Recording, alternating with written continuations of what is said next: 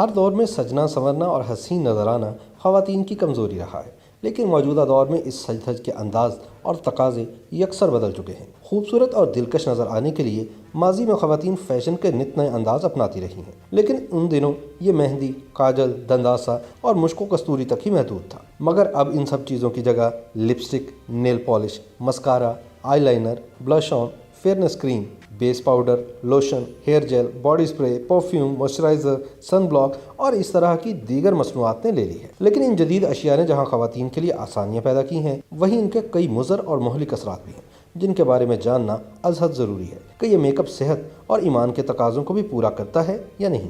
ہمارے ملک پاکستان میں خواتین کے لیے میک اپ کی تیاری انتہائی منافع بخش کاروبار سمجھا جاتا ہے۔ اس کا اندازہ اس بات سے بخوبی لگایا جا سکتا ہے کہ پاکستان میں بیرون ممالک سے ہر سال کئی ارب روپے کا سامان منگوایا جاتا ہے۔ الیکٹرانک اور پرنٹ میڈیا میک اپ کے اشتہارات سے بھرے پڑے ہیں، لیکن ان اشتہارات میں خواتین کو اس کے سائیڈ ایفیکٹس یا نقصانات کے حوالے سے ہرگز نہیں بتایا جاتا۔ لیکن خواتین کی ذمہ داری بنتی ہے کہ وہ دیکھیں کہ میک اپ کی مختلف اشیاء کے استعمال سے کہیں ان کی جلد پر مضر اثرات تو مرتب نہیں ہوتے۔ یہ بھی دیکھنے کی ضرورت ہے کہ کہیں میک اپ کے سامان میں حرام اجزاء تو شامل نہیں کیے گئے۔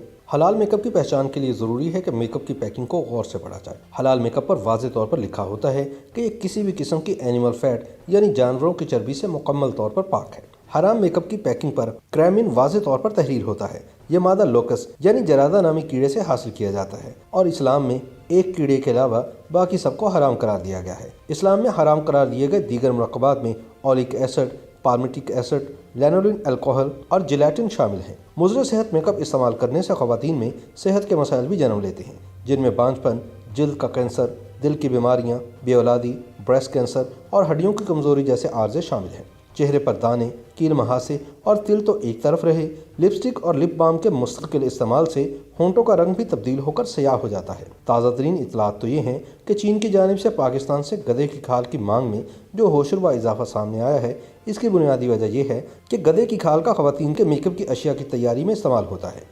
اسی طرح چھپکلی بھی ایک ایسا جانور ہے جس کو چین میں میک اپ آئٹم بنانے کے لیے استعمال کیا جا رہا ہے، اور یہ تو سب جانتے ہیں کہ پاکستان میں میک اپ کا سستا ترین سامان زیادہ تر چین سے ہی آتا ہے۔ اب سوال یہ پیدا ہوتا ہے کہ ان حالات میں کیا خواتین میک اپ کا استعمال چھوڑ دیں؟ ایسا بالکل نہیں، بلکہ خواتین کو چاہیے کہ وہ اپنی آنکھیں کھول کر سب سے پہلے اپنی میک اپ کی اشیاء کے لیبل پڑھنا شروع کریں اور بتائے گئے ممنوع اجزاء والی میک اپ اشیاء اپنے گھر سے نکال باہر پھینکیں۔ خواتین کو چاہیے کہ حلال میک اپ متعارف کرانے والے ممالک کی اشیاء استعمال کریں، جن میں انڈونیشیا، ملائیشیا، سعودی عرب، متحدہ عرب امارات اور مراکش شامل ہیں۔ YouTube پر گوگلی نیوز دیکھنے کے لیے youtube.com کی سرچ بار میں googly news T V type کریں۔ گوگلی نیوز کے پیج پر سرخ رنگ کے سبسکرپشن والے بٹن پر کلک کرنا نہ بھولیے۔ YouTube پیج پر اپلوڈ ہونے والی ویڈیوز سے باخبر رہنے کے لیے بیل آئیکن پر کلک کیجیے۔ آپ کو ہر نئی ویڈیو کے بارے میں نوٹیفیکیشن موصول ہو جائے گا۔